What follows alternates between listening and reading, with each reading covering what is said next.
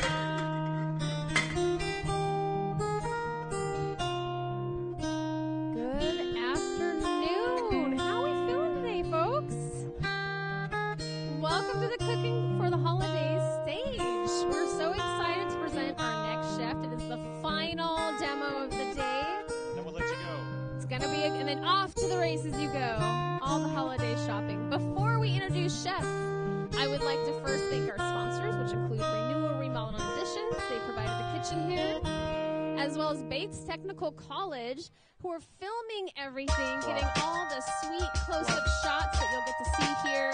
So when we talk about simmering, cutting, cooking, all the things, take a look over here so you don't feel like you're going to miss out.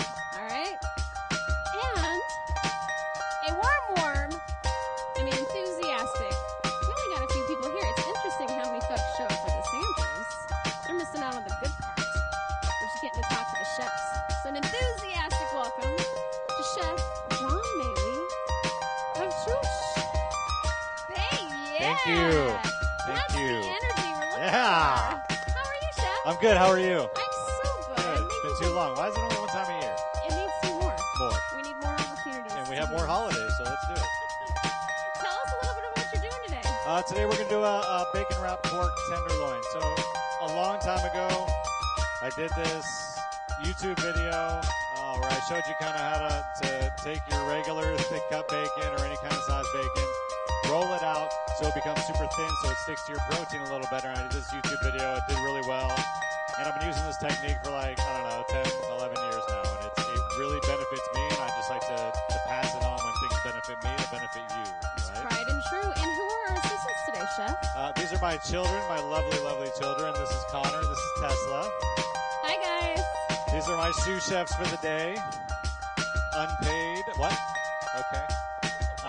No, I know. Go to your labor board. So basically what we're going to do is we're going to start. I have a couple in the oven. We're going to do the magic of TV, right? But right now we have a little pork jus, as you would say. So we've taken all the trim from our pork tenderloins or our pork loins. We've cooked them down with mirepoix, herbs, little red wine. Same thing that Chef Hudson was doing, a little tomato paste. We braise it all down. Use your veal stock from Demi, and you bring it down to a jus, basically like a Demi, like a bordelaise. We made pork stock, right? So first we're going to go ahead and roll out the bacon, and my children are going to help me. First we're going to trim our tender, okay? So you can do large pork loins if you want, clean off all the fat, get off all the sinew, or you can start with these little 1.5 pound tenderloins, which are perfect and easy to use. Usually in a pack you get 2. Any kind of, you want to go to Dave's Butcher, you want to go to Costco, like Hudson was saying. They have a great butchery program there. QFC is also good. I would stay away from Safeway, personally. Whole Foods would be a better one, but something that has more of an organic produce section. Their meat is also going to be a lot better certified, right? So you want to judge it by what you find in the store itself. And if the racks are empty, I wouldn't shop there at all, right? So basically, and you can use any kind of knife you want. You just want to take away some of this interior sinew, which is, it's a silver skin. And it's what connects the protein itself actually to the bone. We all have it in our bodies. Now, if anyone has questions for Chef at any point in time, please feel welcome to raise your hand. I will come to you. No, just kidding. Don't shout out. We want to give you the mic so we can all hear your good question, and questions are encouraged. Ooh, got a See? It was an invitation. I'm coming over. It's a nice purse. Thank you. This you can use for stock if you want. I wouldn't. It's going to cook too thick. You want the chunkier pizza meat. Yes, sir. I know you are well versed in all kinds of meats. What's your favorite kind of wild game to do something like this with? Wild game? Buffalo, I would love to do. Bison, I do. I try to stay away from, like birds of prey, like quail and things of that nature. I mean, they're okay. Poussin, I really enjoy. But boar and buffalo are two of my favorite like animals to cook with. I guess it's different than lamb. It's meatier. Really good if you do maybe a charcoal Cajun rub on the outside. Really brings away from the gaminess, and you can taste the meat. Nice. Yeah. How about you, sir? Right back at you. Same question. Oh, whoa, hold on. Well, I want to hear these answers. So this is Chef Hudson Slater. He was in the last presentation if you weren't here. Gosh, I want to try with like rabbit. Obviously, you wouldn't do a loin, so you have to do kind of a pressed, right, kind of torchon thing. But that would be really good. Some rabbit. But yeah, that came to mind first. So if I was doing rabbit, and what I've done in the previous years is I've taken the entire rabbit, filleted it open, deboned the entire rabbit. When you get a rabbit, you're paying probably about $7 to $10 a pound. Your rabbit's going to be about 2 pounds. So if you were going to sell that in a restaurant, you have to get 4 portions out of this rabbit to sell it appropriately to make any kind of money, right? So you have 2 legs, and then you have, your tenderloin with a rack. And that's basically all the rabbit is, right? So you want to fillet the rabbit fully open, debone it, and then stuff it with whatever you want in there, roulade it either way, and then roll up the whole rabbit without the bones, and you have a large roulade. And then you can get, 4 nice-sized portions out of that and make a great dollar. And it's easier, right? So what I'm going to do right now, I took my bacon. I'm only doing 1 loin, so I don't need the whole side. So I only took half. Then I'm going to do something that we call shingling, just like you would your house, right? You want to layer it right on top of each other, a little bit offset. Fat on one side, meat on the other.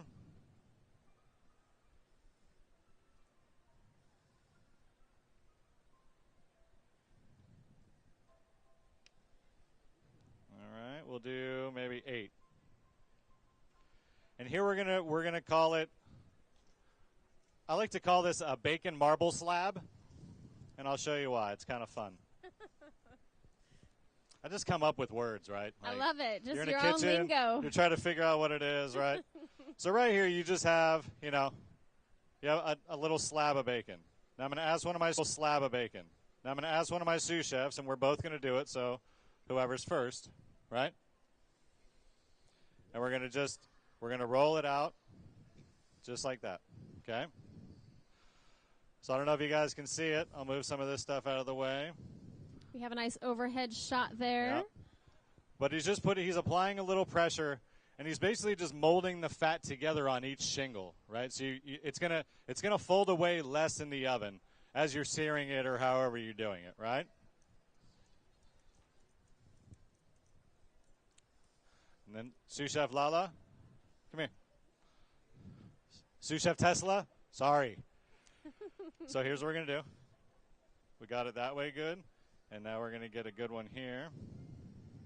So we got a little rotation happening here. Yep.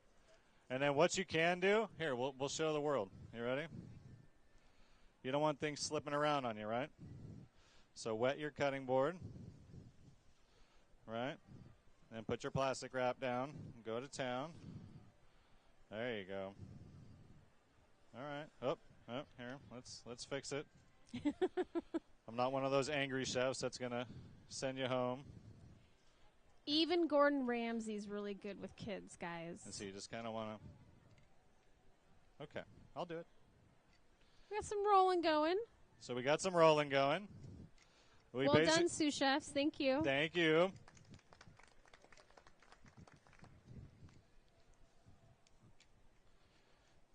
Now, basically, now you have this marble slab, right? A lot thinner, a lot easier to work with.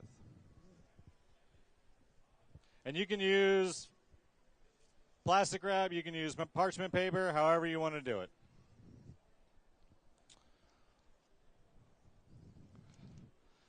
And now, bacon has a good amount of salt.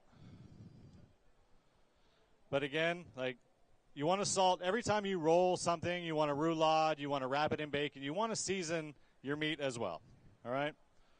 Because there's no seasoning on this meat, and all we're doing is wrapping bland meat inside of some bacon.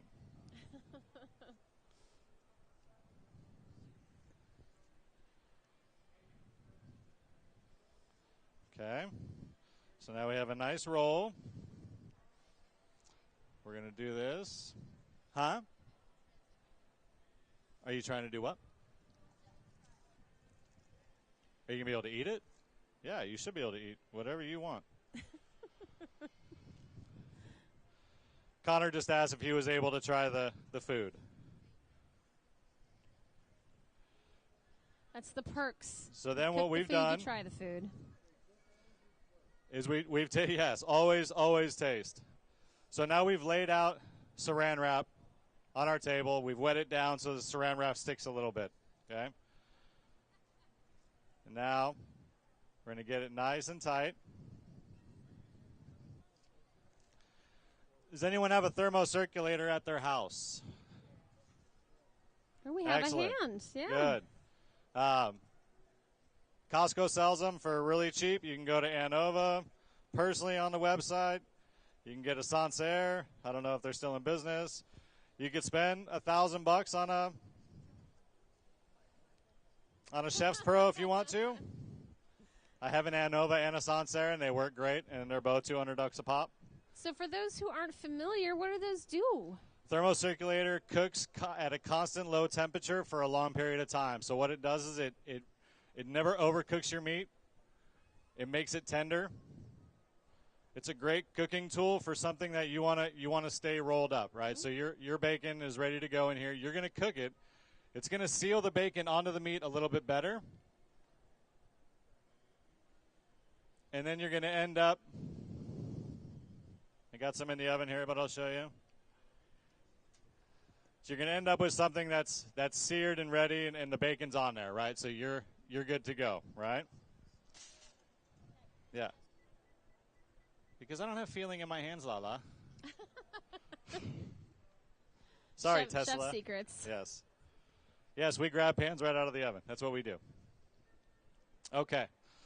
So what I would do, any kind of pork or meat, I'm going to do 53 degrees Celsius, which is roughly, 120, 119 Fahrenheit. I sous vide Celsius. It's just easier for me. It's what I know. But they all have programming on there where you can do Fahrenheit, you can do Celsius, whatever's convenient for you.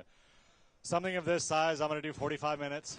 If you're going to do 5 or 6 of them, go ahead and bump that up to 1 hour and 20. I wouldn't overdo it and go past 2 hours. Yes, you can't overcook it, but you're also going to lose a lot of the texture if you continuously cook your product for longer than it should. But I mean, it's if you're, I've known chefs to do short ribs in sous vide and then finish in the oven. It's not my deal. Chef Hudson did the perfect job of braising. You get that charcoal flavor. You get that crunch, that texture. Mm-hmm. But you would sous vide short ribs for a good 12 hours if you're doing a large batch of them. So, wow. Okay. So today, what we're going to do with our pork loin as it cooks, we have a preserved summer plum butter, which any kind of my fruit butters, I'm going to start with whatever fruits I have. I'm going to get a hot caramel going, which is a sugar, water, little touch of lemon juice reduction, just so it gets to that caramel stage. I'm going to dump my fruit in there, turn the heat down, and then add my onions and let it fully steep. The fruit's going to let out natural juices, and it's just going to reduce and reduce and reduce until there's no liquid. I'm going to take that off the pot. I'm going to puree it and then mount in butter. And so here, plum season has been done for a couple of weeks, and I had some leftover plums, and I made preserved plum butter. This is easily freezable. There's enough sugar in it that it stays perfect. It's preserved in the freezer. We have some parsnip puree. I cook my parsnips with half milk and half water. And then I'll puree it with a little bit of that liquid, and at the end I'll mount in butter. Everything gets butter. In my world, everything gets butter. That's been the theme of the weekend. That's it. I mean, so butter you know. butter makes it better. I mean, it's been a saying for how long? Since the 80s? I don't know, 70s? Who knows? Butter makes it better. So, Chef, question: where Yes. could people, if they're like, I need Chef Jon to cook for me, where can they find you? You can find me on Instagram, Chooch by Jon. You can hit up my Instagram, my other Instagram, Chef J Bald. If you don't have Instagram, you can do. You can message me on my actual page on Facebook, Jon Maley. We do private events. We do pop-ups at your house. Whatever you're in the mood for, and we'll tailor the menu to what your liking is. And usually it's a 5 to 7 course. We're going to do about 150 a person. We're going to include wine. And depending, 5 courses, 150. It'll range up to 200 with 7 courses. But again, you don't have to do anything. We come in, we cook, we clean, and that's it. And you leave, we leave, and you're happy, and we're good. I love it. Yeah, I will leave at some point. I'm not saying I'll leave that night. Maybe I'll crash on the couch. Who knows? Right? Depends on what kind of party it is, Yeah, you know? depends on what goes on. Huh? Yeah, if you stay the night, you have to cook breakfast. Yes. So we're going to serve our pork today with not only preserved plum butter, parsnip puree, but also chicory season. So right now I have a whole bunch of julienne, radicchio. You can use Treviso. You can use kale, escarole, any kind of like hardy green, any kind of hardy leaf. Right. I would stay away right now from any kind of mixed greens unless you're using a braising green. Arugulas are great right now. The technique I'm going to show you is just for any kind of hard leafy greens. If you do this with arugula, you're going to end up with soup, right? So basically I'm just cutting out the little core, right? And I'm giving myself a flat edge. And I'm just going to run my knife through it. Nice julienne. You can add anything you want here. If you want to add some fennel, if you want to add some orange supremes, if you want to add whatever floats your boat at the end, that would be great. I have a little red wine vinaigrette. Red wine, mustard, oil. I use agave syrup. I stay away from the honeys unless it's in my butter or in a nickname. But that was a dad joke You right like that, there. dad joke? Oh, that's great, huh? A little salt. And for me, any kind of, like I said, hard, rough green, give it a massage. Massage it. Like I said, arugula, you would bruise it, you would kill your leaf. But if you're doing radicchios, you're doing trevisios, they are hard enough to take a little bit of pressure, and you're just massaging. You're letting the oil and break down the lettuce itself. So you still have a crunch, but it's not like eating raw lettuce. We're not rabbits, right? Not around Are we? here. I don't know. Chef, we have a question. Yes. Why don't you use honey? I like honey. I just think agave syrup is a little less sweet. And I did pastries for a number of years, and I wouldn't say I'm addicted to sugar, but I would definitely say I'm addicted to sugar. So, me personally, I try to stay away from a lot of the sweets because I usually have a pocket full of M&Ms anyways.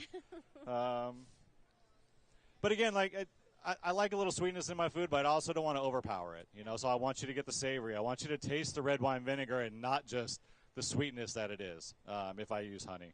Not to say I don't use honey, I just not all the time.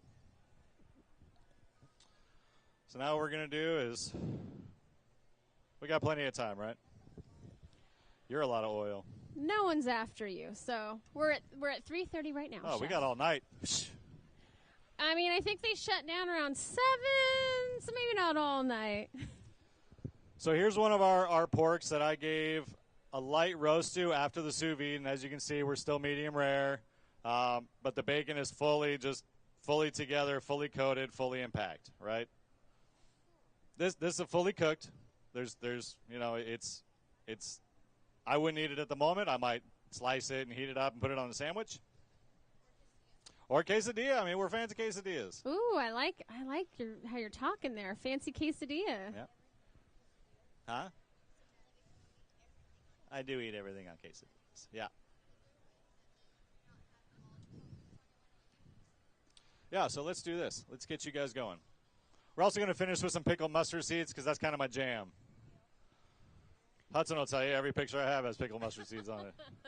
Do you pickle the mustard seeds yourself? What's that process? I do. So my pickling liquid is 1 part sugar, 1 part vinegar, about 1.5 to 2 ounces of orange juice, orange zest, and then 2 parts water. So I'm going to double the amount of vinegar sugar reduction to water. I'm going to let that bring to a boil. I'm going to add my mustard seeds. I'm going to turn it down and let all the liquid just reduce. And then add some salt at the end. You can also add Coleman's mustard powder if you really want a little more of that mustard flavor, right? So a hot pan always. And what I'll do is I'll find the sear or the seal wherever I sealed it, and I'll get that in there. Got a nice little sizzle right out of the gates. Yep. You like this one? Very easily cleanable. This is my very warped pan from home. So here's what I want you guys to do. Someone's going to, excuse me? We chef. Someone does a dollop of the parsnip. Okay. Someone does a dollop of the plum. It's like art today, guys. Well, we can get another plate for you.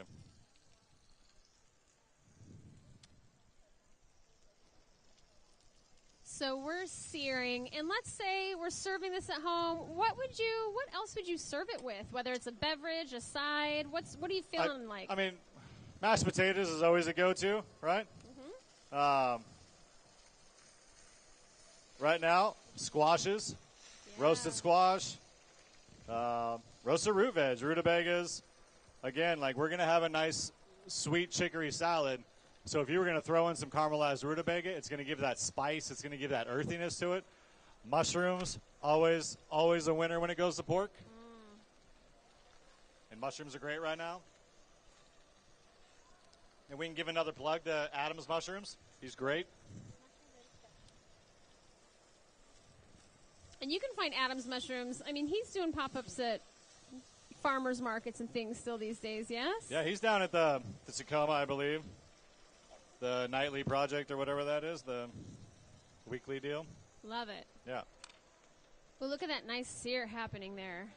That's the deal. That's how you're going to get a little more flavor out of your food, just like Chef Hudson was doing. He was searing off his protein in the pan. You're going to get texture. You're going to get flavor.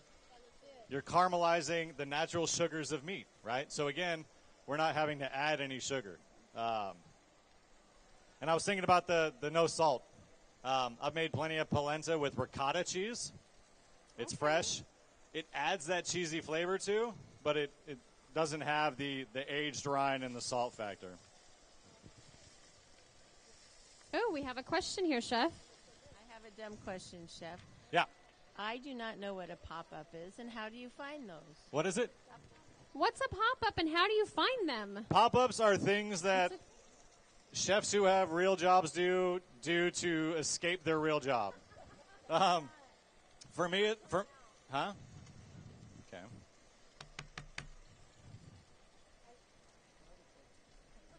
Oh, what's going on there? It's a place for us to kind of get creative. For me, it started out as trying to brand my restaurant. And trying to find investors of who wanted to invest money. So it's typically we'll invade someone's restaurant or invade a rental space, and we'll put out food that we don't usually get to do all the time. All right? Okay. No, it really just doesn't want to come out anymore. What's going on there? All right. We'll figure it out. Here, do this.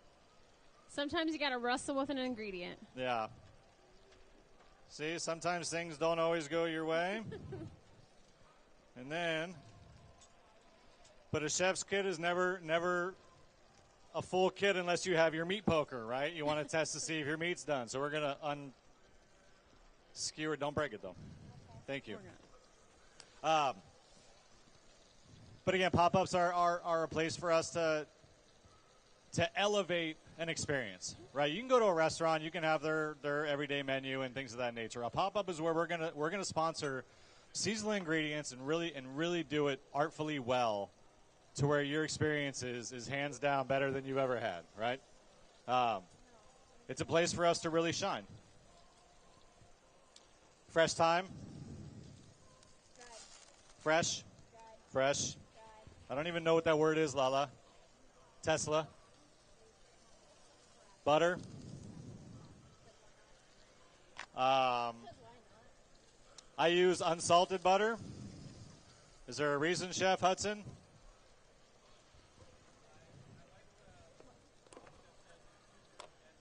Yeah.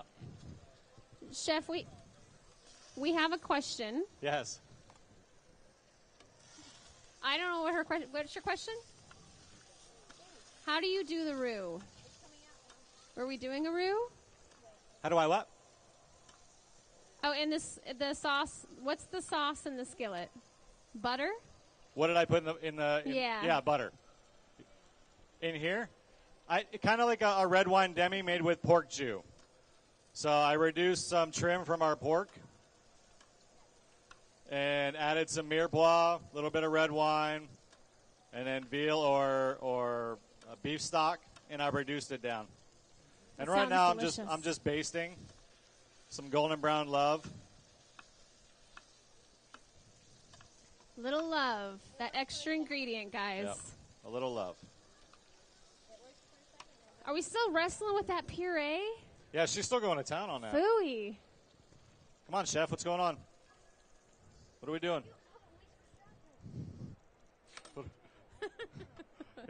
Here, we'll improvise. You ready? Working in kitchens. Okay. The heat is on. Yeah. There are spoons available in the top left-hand drawer if you need them. We might need a little bit more. There you go. Okay. You just get a little extra dollop. Okay. Now what we're going to do is strap on some gloves. And I want you to put a little bit of our chicory in there, okay? You ready? Health, safety, guys. Okay. Just put a little bit right in the middle there. Okay. Thank you. Our cutie little plates are coming together, guys. Those are for you. Yeah, you guys are banging. I love it. Any questions? Right now I'm letting the pork rest. I'm just going to dollop up a plate here. And, yeah, we can have some fun. Questions? Don't be shy, guys. Thank you. Oh, wait. There's one here. I'll go start here.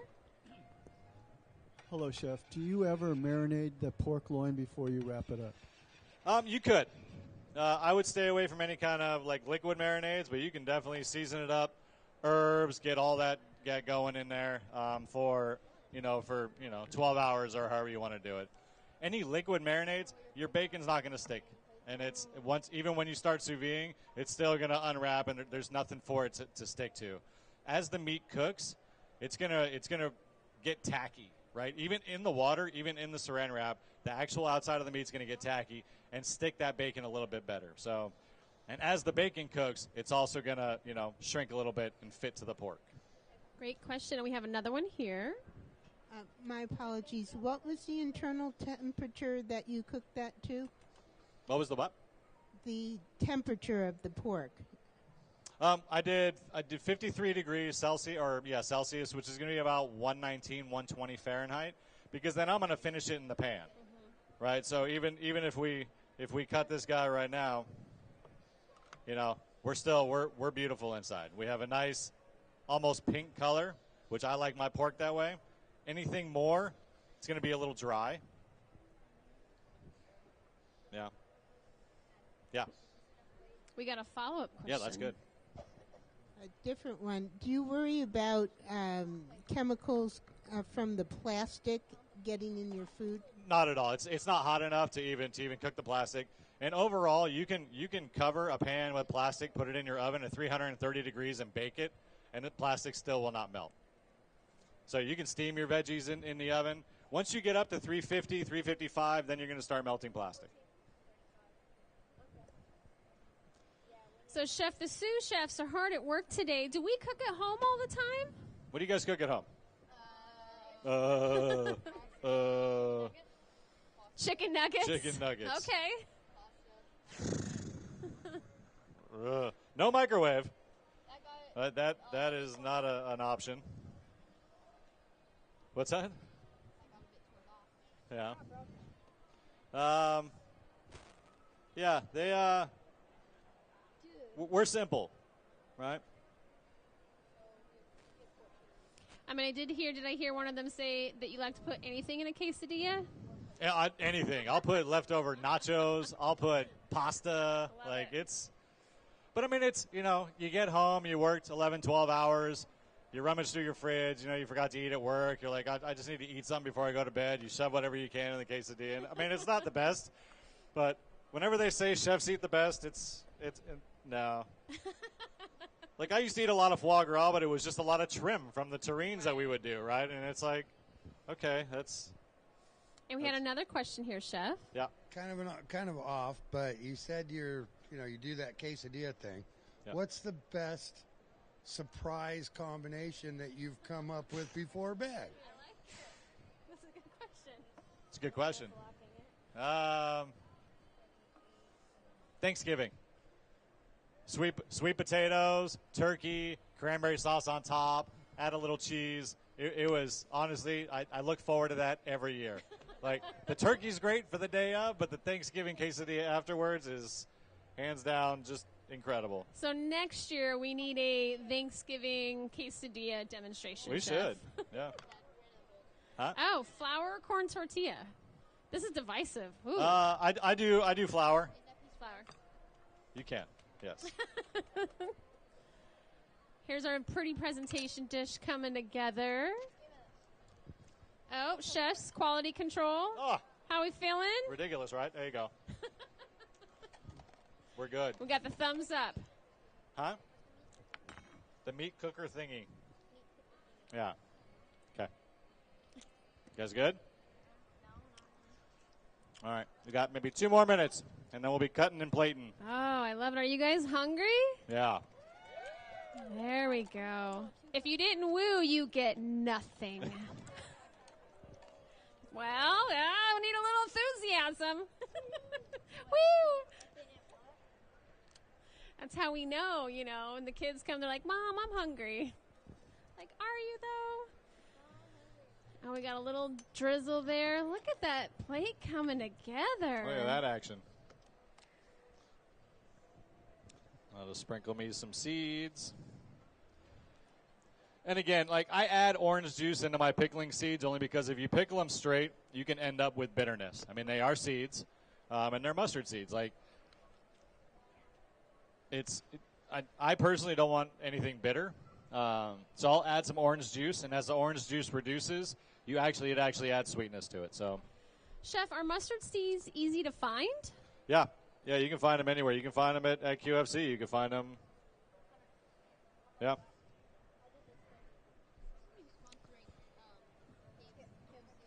I do sponsor QFC a lot. I like them. I shop there all the time. I do. All right. All the shout-outs that happen on stage, we really should get some sponsorships for the chefs up here. You know what I'm That's saying? it, right? Yeah. All right. I think that's fair. All right.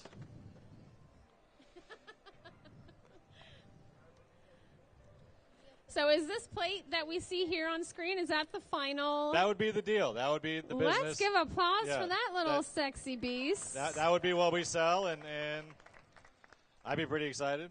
I wouldn't be mad. I'd be real I happy wouldn't with be. that right Yep. there. Yep.